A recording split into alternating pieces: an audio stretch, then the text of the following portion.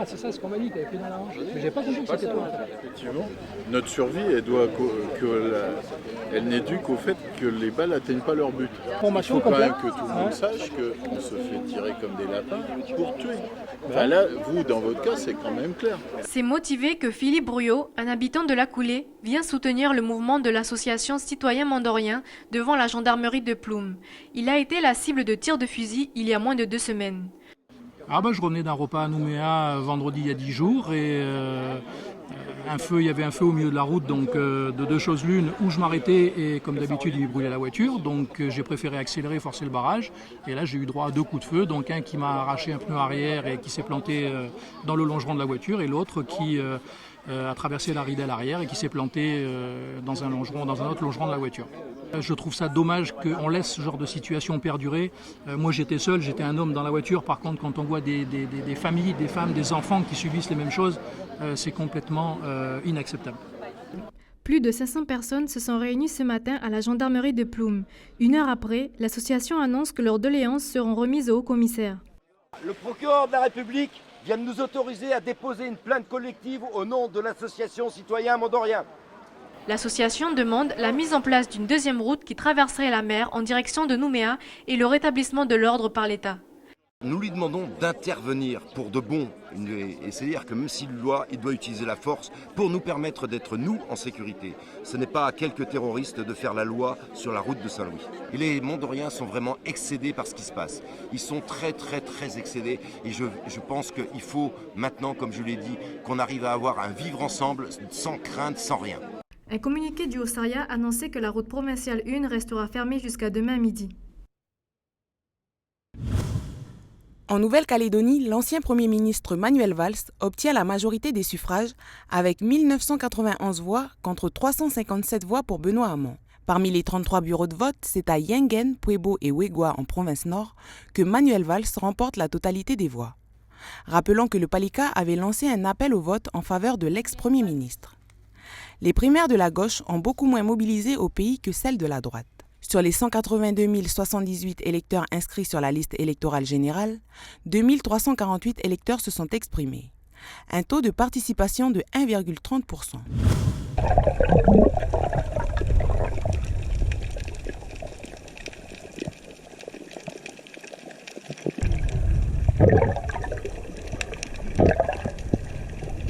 Nous sommes à 1h30 de navigation de l'île de Bélep. À bord de leur bateau de 6 mètres, Francis le capitaine et ses 6 pêcheurs sont à la recherche du produit phare de l'île, la bêche de mer.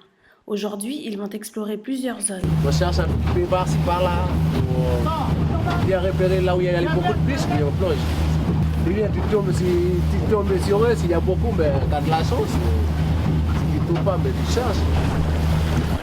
Depuis 1 an, ces pêcheurs croisent des bateaux étrangers et depuis 2 mois, ces blue boats sont dans leur lagon. Ces rencontres ont parfois été violentes. La présence étrangère inquiète beaucoup les habitants de la région. On pense qu'on a besoin, on ne prend pas plus. Par exemple, par sortie de pêche, là, vous remplissez combien de... Nous, c'est toujours 2 fils. Nous, on plonge là où tu peux aller, on a plein, et c'est carrément dans les lignes. Oui, ils plongent dans le machin, là, comment on appelle ça, là, pour passer, hein. Vous, en tant que pêcheur, ça vous fait quoi de les voir ici? Ben non, ça c'est le gagne pas, ça. Donc on passe pas. La seule truc, c'est de monter avec les fusils sur le bateau, je sais pas. Lui, là, c'est que avec les mangues, en bas, comment on appelle? Le sable. Qui ça? Lui là, le sport. Avec le machin, avec casse-le-canou, là. Celle de l'idée spray, rempli de machin de mangue. Comme on n'a pas de fusil, machin, le flèche, on bouge partout sur le bateau. On a fait la machine pour les mangues et les canards avec les mangues. Et eux, ils ont fait quoi? Ils sont canards avec leur nourriture, machin, boîte de viande. Après 6 heures de pêche, c'est avec environ 80 kg de bêche de mer que les pêcheurs reviennent au wharf de Douala. Là, vous êtes content de la pêche d'aujourd'hui? Ah oui, mec. Là, on est bien content là, je sais pas, on a gagné combien? On verra avec lui.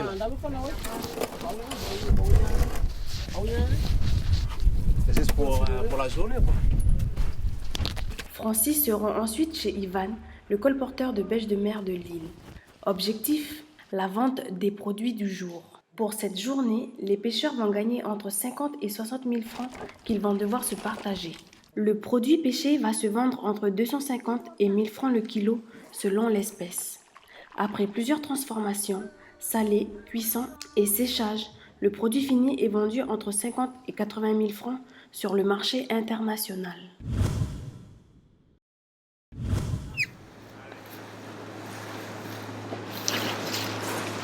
Mais là, on va aller voir ce bateau, tu vois, qui ressemble vraiment à un bateau bleu vietnamien. On en a déjà pris plusieurs de ce type en train de pêcher les holoturies en infraction, donc soit dans le parc naturel, soit en province nord. Donc là, on va s'approcher de lui, on va essayer de contacter à la radio pour savoir ce qu'il fait là. S'il ne nous répond pas, ce qui est vraisemblable, on va prendre des photos, on va relever son immatriculation, on fera un PV. Blue boat. Bon, on va là. Blue boat. Bon, on va là.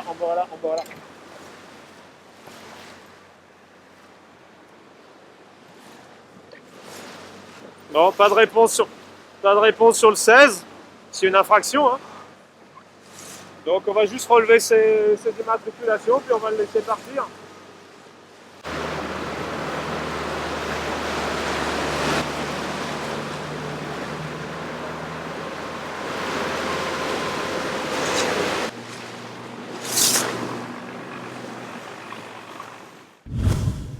On va bientôt terminer. Vendredi, c'est bon. Châtel est impatient que son terrassement se termine. La plateforme est située à plus de 50 mètres au-dessus du niveau de la mer, une hauteur assurante. À chaque fois que je vais là-bas, je leur dis qu'il faut accélérer un peu les travaux parce qu'on est dans le temps des pluies, on ne sait pas ce qui va se passer parce qu'on ne sait pas, ce sont les mois des intempéries. Hein. Châtel vit actuellement sur une zone inondable. Lors des intempéries du 22 novembre dernier, l'eau est montée jusqu'à 2 mètres dans la maison. Avec sa femme et ses enfants, ils ont dû quitter le domicile pour se réfugier sur les hauteurs. 2 mois après ces intempéries, la vigilance reste de mise. Moi, quand il pleut, il va pleuvoir la nuit. Mais on ne dort pas la nuit parce qu'on a toujours cette pensée que est-ce que l'eau va monter. Quoi. On n'arrive pas à dormir toute la nuit, mais on est obligé de rester éveillé. Pour y remédier, la mairie de Ponériouin a fait appel au GDPL de la tribu pour déplacer les familles sinistrées. Une opération pas toujours évidente lorsqu'il s'agit de terres coutumières. Les personnes qu'on a déplacées, c'est pas forcément des gens, des clans qui sont rattachés à la terre, là où on les a réinstallés. On a pu le faire grâce à la bonne intelligence des uns et des autres. Voilà. Normalement, il devait y avoir un morcellement pour repartir le foncier par clan. À Monéo, 3 familles se sont vues attribuer un lot par le GDPL Kaouchiri. Ils pourront dès la semaine prochaine commencer à organiser leur déménagement. Que ce soit pour un excès de vitesse, une conduite sous l'emprise de l'alcool ou une autre infraction, les durées de suspension administrative du permis sont augmentées de 1 à 3 mois en général. Par exemple, que ce soit en zone urbaine ou non, les vitesses excédant 40 à 50 km/h la vitesse maximale autorisée sont à présent sanctionnées de 2 mois de suspension de permis contre 1 mois auparavant en zone urbaine. Pour une alcoolémie de 0,4 à 0,6 mg par litre de sang, la sanction augmente aussi de 2 mois contre 15 jours à 1 mois avant les nouvelles mesures. Pour un jeune conducteur, la sanction est encore plus sévère, puisque pour une infraction, le permis est confisqué pendant 6 mois, soit la durée maximale pour une suspension de permis. Ces mesures mises en place par le gouvernement doivent inciter les conducteurs à respecter le code de la route. En 2016, 82% des morts sur la route ne portaient pas leur ceinture de sécurité. 94% étaient alcoolisés, dont 69% en vitesse excessive et 38% n'avaient pas de permis de conduire.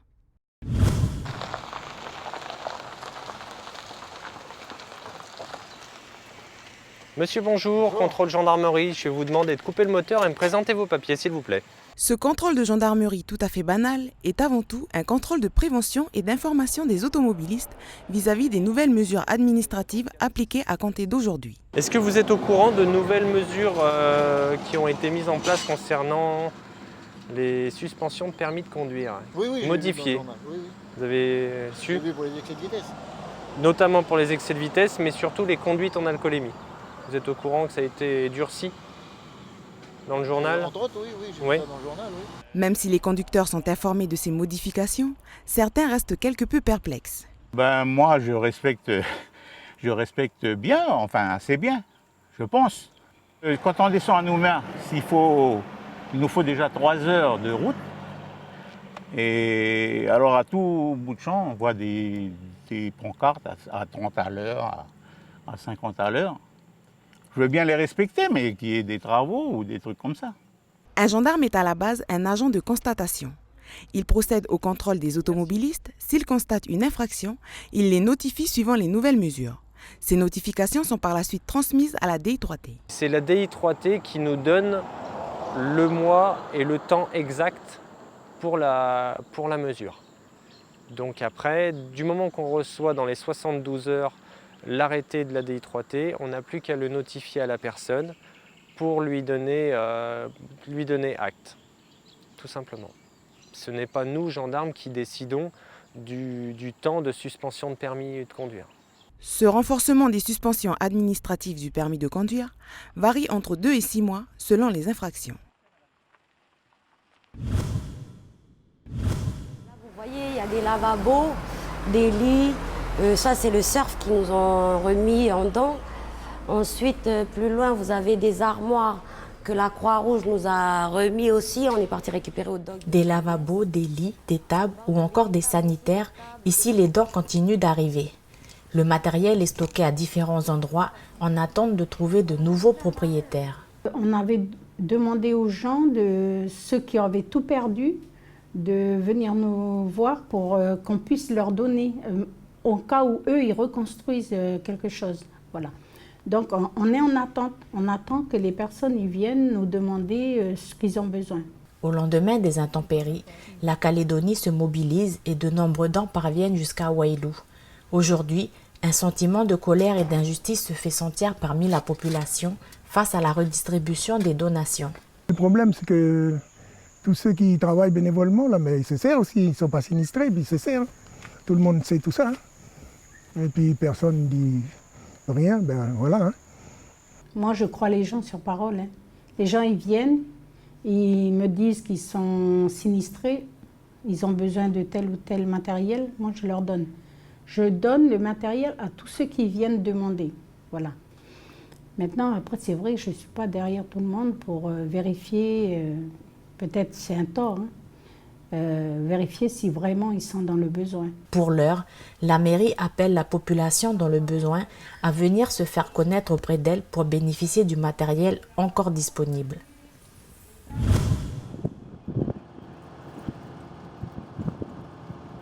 Le Blue Bot, il était à la place du remorqueur, là, du Marcel. Là. Donc on l'a récupéré de là. Donc avec le Lady Beveline et puis l'Annabelle. Donc le Lady Beveline, il était à couple. Et on a pris avec l'Annabelle en flèche. Et puis on l'a emmené au poste 8.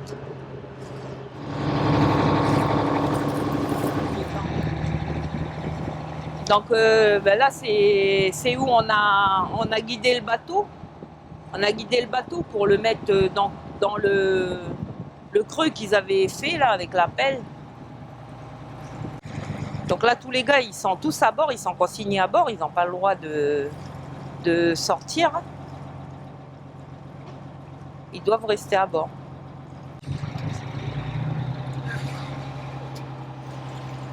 Donc là, voilà, ils ont endigué le bateau. Là, il ne pourra plus sortir. Il est bien endigué et les gars, ils vivent à bord. Ils sont surveillés par la police des frontières. Donc ils ont mis des vigiles apparemment qui les surveillent.